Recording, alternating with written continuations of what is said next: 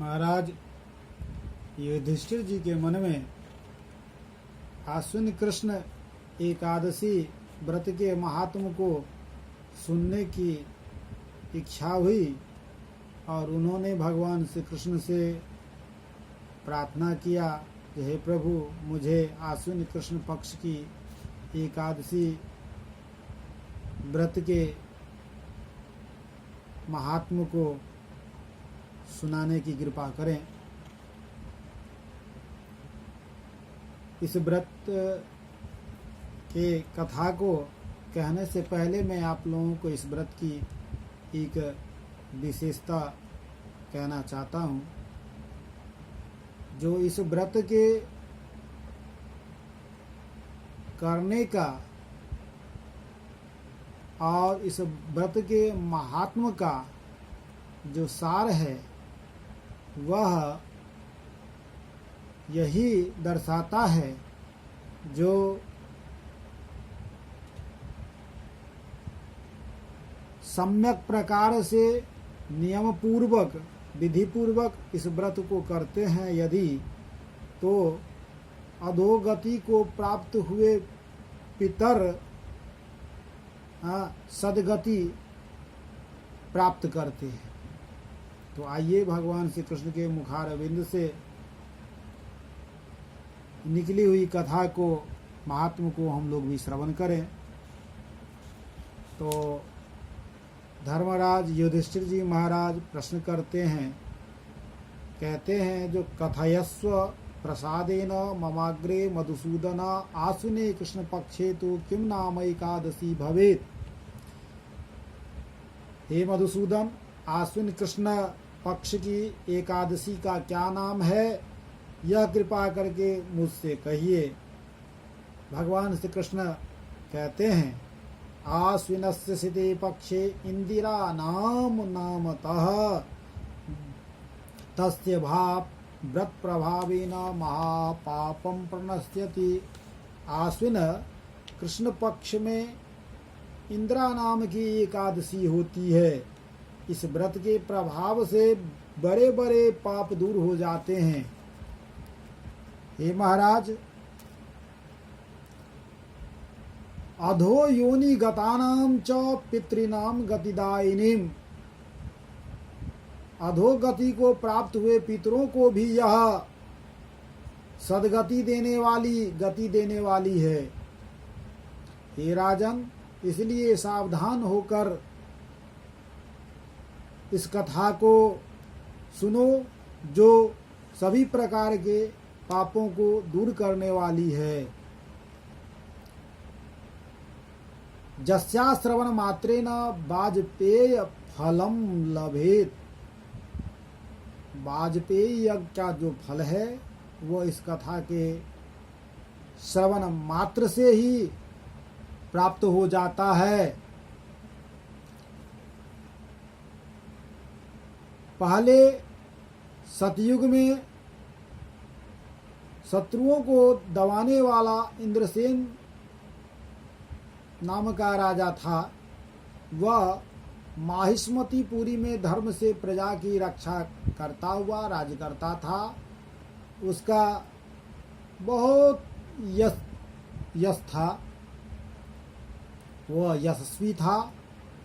वह माहिष्मतीपुरी का राजा पुत्र पौत्रादि संतति आदि के साथ अनधन से युक्त था। वह राजा विष्णु भक्ति परायण, भगवान विष्णु का परम भक्त था। वह राजा मुक्ति को देने वाले गोविंद के नामों का सतत कीर्तन जप आदि किया करता था। जपन गोविंद नामानि मुक्तिदानानि नराधिपः। इतना ही नहीं महाराज, कालम नयति विधिवत अध्यात्मस्य विचिंतकः। वह अपने शेष समय भी अध्यात्म के चिंतन में ही व्यतीत करता था। एक समय की बात है, वह राजा इंद्रसेन अपने सभा में सुखपूर्वक आसन पर विराजित था। उसी समय में आकाश से नारद मुनि वहां पधारे। उन्होंने नारद मुनि को देखकर हाथ जोड़कर उनके सामने खड़ा हो गया और अर्घादि से विधिवत उनकी पूजन किया। उन्हें आसन पर बैठाया। आसन पर बैठे हुए नारद जी ने उनसे पूछा,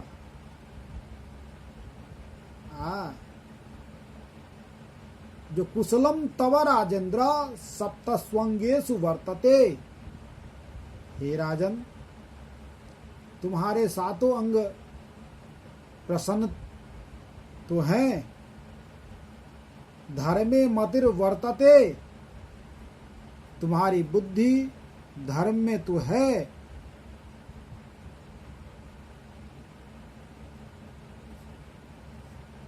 विष्णु ते विष्णु भक्ति रतिस्तथा, तुम भगवान विष्णु की भक्ति करते हो ना।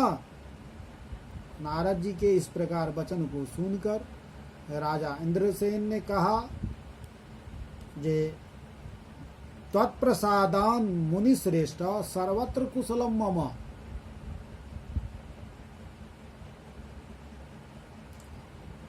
आपकी कृपा से मेरी सब जगह कुशल है। हे प्रभु, आपके दर्शन से मेरी सब यज्ञ की क्रिया सफल हो गई। हे मुनिराज, कृपा कर आप अपने आने का प्रयोजन हमें कहें। प्रसादम कुरु विप्र से ब्रूह्या गमन कारणम मां, अपने आगमन का कारण बताएं। तब नारद जी कहते हैं, हे राजन, मैं ब्रह्मलोक से यमलोक को गया। वहां यमराज ने मेरी सविधि पूजन वंदन किए। मैं भी उनका बहुत प्रशंसा किया। वहीं पर बहुपुण्य प्रकर्ता च व्रतवैक दोषता सभायां श्राद्ध देवस्य दृष्ट पिता तव।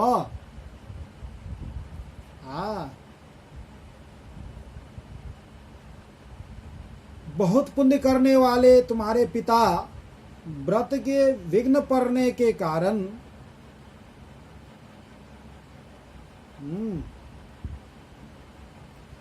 यमराज की सभा में रहते हैं। उनको मैंने देखा। उन्होंने तुम्हारे लिए मुझे एक संदेश दिया और हमसे कहा, कथितस्तेन संदेशं कथितं तं संदेशं तं निबोध जनेश्वरः।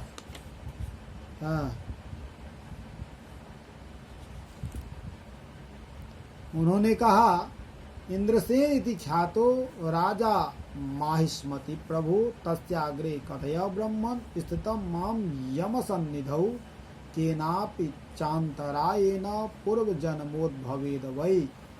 स्वर्गं प्रेषय मां पुत्र इंदिरा व्रतदानतः इत्युक्तो हम समायात समीपम तव पार्थिव। हे राजन, उन्होंने अपने संदेशे में कहा, जो हे मुनिवर, इंद्रसेन नाम का राजा जो माहिष्मति का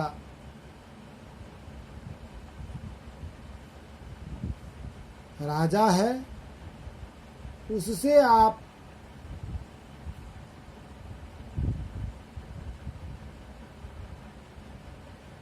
कहें जो पूर्व जन्म में किसी विघ्न के कारण मैं यमराज के निकट रहता हूँ, इसलिए इंदिरा के व्रत का पुण्य देकर मुझे स्वर्ग को भेजने का प्रयास करे।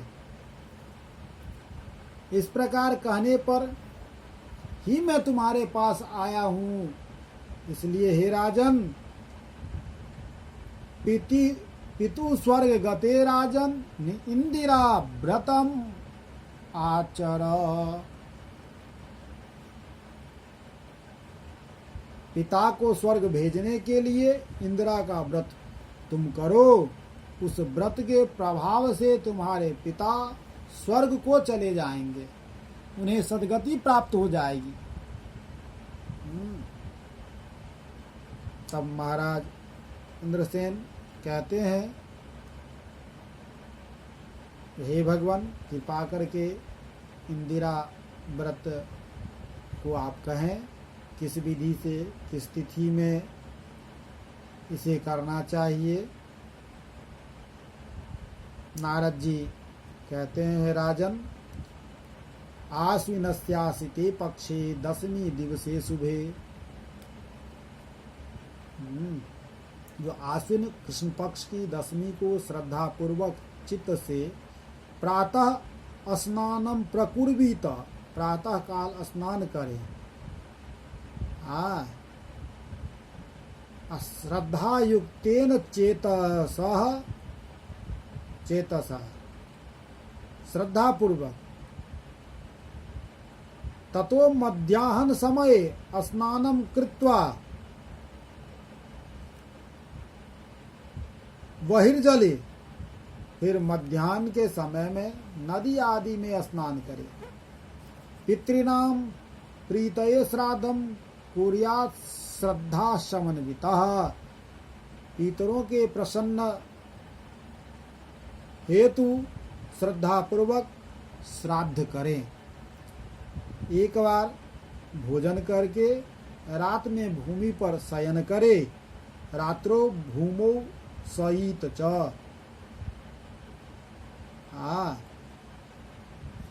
प्रातः काल होने पर एकादशी को दातुन कुल्ला करके मुखादि धोवें। फिर भक्ति भाव से उपवास के नियमों को ग्रहण करे और प्रतिज्ञा करे कि मैं आज कुछ भी भोजन नहीं करूंगा, मैं कल भोजन करूंगा। हे पुंडरीकाक्ष भगवान, आप मेरी रक्षा करें। पुंडरीकाक्ष शरणम में भवाच्युता।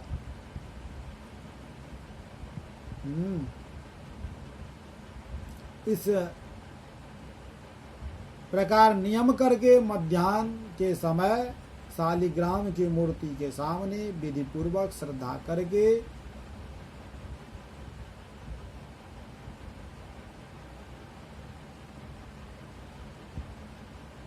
पितरों के निमित्त श्राद्ध करें। उसके बाद शुद्ध ब्राह्मणों का पूजन कर उन्हें भोजन करावें। प्रचुर मात्रा में दक्षिणा दे। पितरों के श्राद्ध करने से जो अन्न बचे, पितृशेषम समाग्राय गवे दद्यात विचक्षणा, उसको सूंघ कर गौ को दें। भगवान का गंध पुष्प आदि से पूजन करे। पूजयित्वा हृषिकेशम धूप गंधादिभिस्तथा। और रात्रो जागरणम कुर्यात, रात्रि में भगवान के समीप जागरण करें। ऐसा नहीं जो जाके सो जाए। पुनश्च कहते हैं, जो ततः प्रभात समय संप्राप्ते द्वादशी दिने, द्वादशी को प्रातः काल भगवान का भक्ति से पूजन करके अर्चित्वा हरिम भक्त्या भोजित्वा द्विजातयः,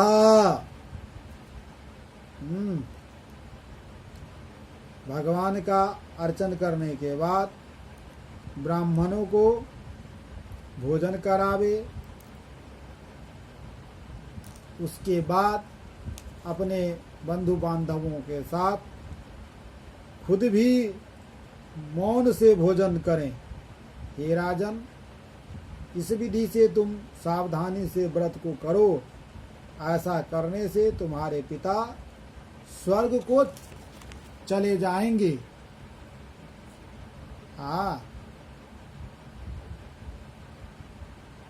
अनेन विधिना राजन कुरु व्रतमतीन्द्रितः विष्णुलोकं प्रयास्यन्ति पीतरस्तव भूपते।